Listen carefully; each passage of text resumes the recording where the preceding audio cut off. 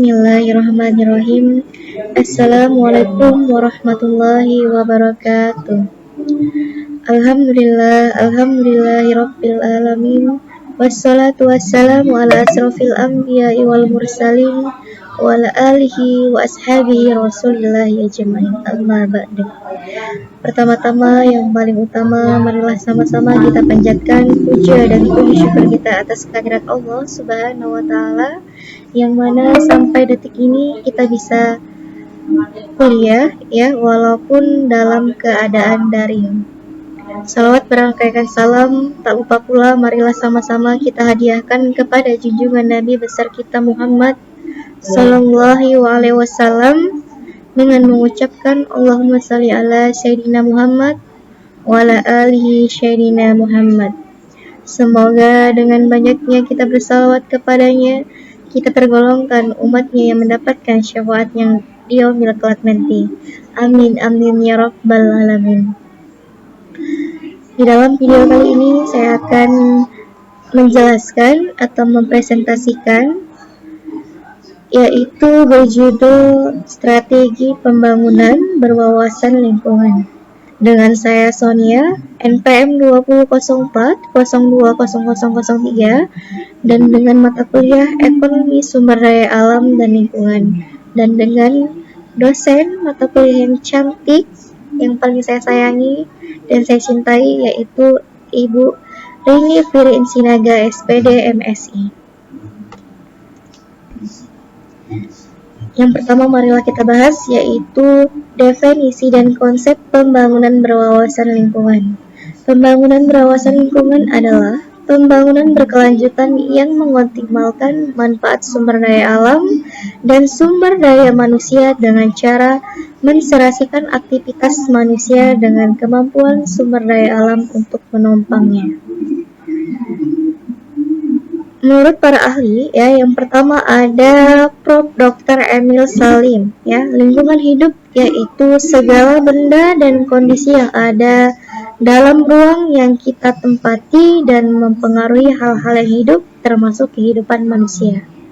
Menurut Undang-Undang Nomor 4 Tahun 1982 tentang pokok-pokok pengelolaan lingkungan hidup, Pasal 1 bahwa lingkungan adalah kesatuan ruang dengan semua benda, daya, keadaan, dan peri kehidupan dan kesejahteraan manusia serta makhluk lainnya. Yang kedua ada menurut Prof. Dr. Otto Soemarwoto, lingkungan adalah jumlah semua benda dan kondisi yang ada dalam ruang kita tempati yang mempengaruhi kehidupan kita. Strategi pembangunan adalah usaha untuk meningkatkan potensi sumber daya manusia dalam mendayagunakan sumber daya alam dengan segenap peluang serta kendalanya.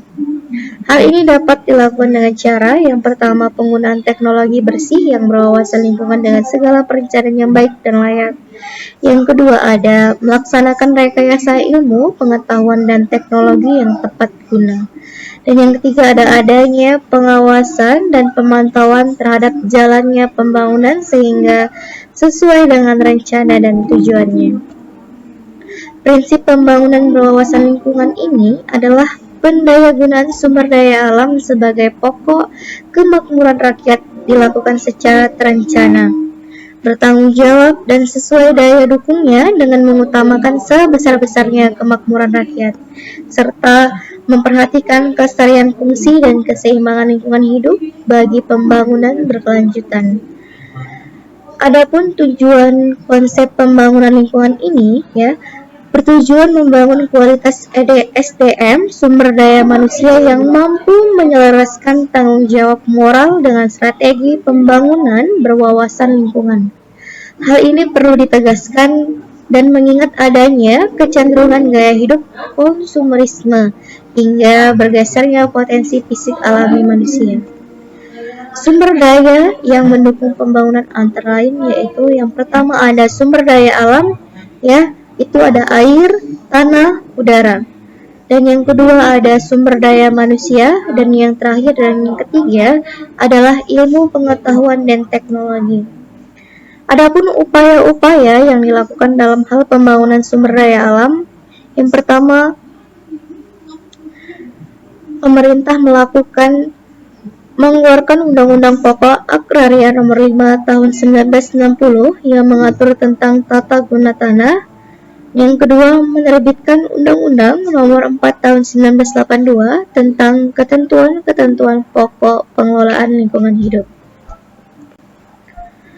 Adapun ciri-ciri pembangunan berwawasan lingkungan itu ada 4. Yang pertama, menjamin pemerataan dan keadilan, menghargai keanekaragaman hayati, menggunakan pendekatan integratif, dan yang terakhir menggunakan pandangan jangka panjang. Oke, ya, mungkin sampai di sini saja saya menjelaskan atau mempresentasikan hasil kerja ataupun tugas saya. Kurang lebihnya saya mohon maaf dan kepada Allah saya mohon ampun.